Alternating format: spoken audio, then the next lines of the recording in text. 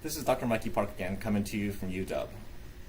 Today I want to tell you a little bit about uncertainty and its fundamental role in the laws of nature.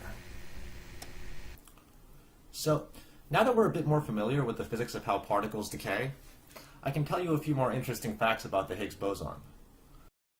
We've already seen that one possible way for the Higgs boson to decay is for it to decay into two particles of light, or two photons. But this only happens approximately 0.003% of the times that a Higgs boson appears. Another thing that can happen is that the Higgs boson can decay to two particles called Z bosons. And this happens about 0.03% of the time that a Higgs boson is created. Another thing that can happen is that the Higgs can decay to two particles called gluons, and this happens a whopping 0.1% of the time. One reasonable question you might ask is, given that I've made a Higgs boson, is there any possible way to predict with exact certainty which way it will decay? Surprisingly, the deepest and most fundamental laws of physics, called quantum mechanics, states unequivocally that the answer is no. According to quantum mechanics, the answers to these kinds of questions are fundamentally probabilistic, so that even if we knew everything there was to know about this particular Higgs boson, it would still be impossible to predict exactly which way it would decay. This fundamental kind of uncertainty is embodied in Heisenberg's uncertainty principle, which implies that no exact predictions can be made using the laws of physics. There is a small but certain extent to which nature herself doesn't know what she's going to do next. One way you often see the principle of uncertainty stated using equations is in the form delta x times delta p must be greater than or equal to h over 2. Here you can think of delta x as the fuzziness of a particle's position, and we can think of delta p as the fuzziness of a particle's momentum. And h is an experimentally measured number called Planck's constant.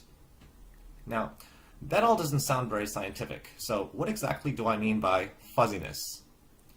In the first video, I told you that particles are the fundamental messengers of information, and that particles really only exist through their interactions with other particles. So, if I'm sitting over here, and if a proton is sitting over there, then I might be tempted to say, look, there's a proton over there.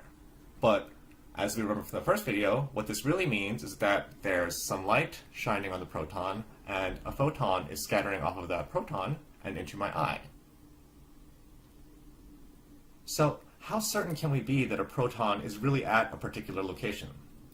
One way to get assurance might be just to check again to see if it's still there. But by the time I can get another photon to scatter off of it, the uncertainty principle says that we will invariantly find that the proton has moved, most likely to some place very close by to the first place we saw it, but not exactly the same. And if we check again, then we can be sure that it will probably be close, but again, never exactly at the same spot. The uncertainty principle says that the position at which a particle interacts always changes with a minimum amount of randomness, in such a way that it doesn't even really make sense to say that a particle has an exact location. Its location is fuzzy. It's there-ish. In this way, we can understand Planck's constant as a number that quantifies the minimum amount of fuzziness that every particle must carry. By the way, this is the same reason that it is impossible to cool any object down to absolute zero in temperature, because this would require cooling a particle to the point where it was not moving at all. But this minimum randomness provided by Heisenberg's uncertainty principle is the ultimate barrier to achieving this impossibility. So, now that we're a bit more familiar with how uncertainty appears in nature, and a bit more familiar with the relationship between mass and energy, we can ask another question to make ourselves confused again. If the momentum of a particle is fuzzy, and if the momentum of a particle is related to its mass and energy, then does that mean its mass is also fuzzy? And does this mean its energy is also fuzzy? The answer is roughly yes, which brings up another important clarifying point. Every measured quantity in physics is an average quantity. Every time an experiment is performed, the result will always be different.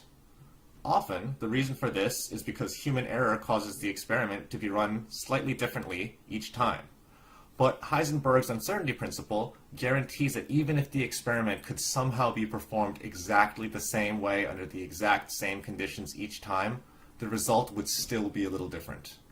So to clarify, when we state a mass like the mass of the proton, we really mean the average measured value of the mass of the proton. Since I couldn't find a picture of the proton mass measurement, I will also tell you that the Z boson has a mass of about 90 times the mass of the proton. And for the Z boson, I can show you an actual plot of the actual measurement of the Z boson mass that was performed at the Large Hadron Collider.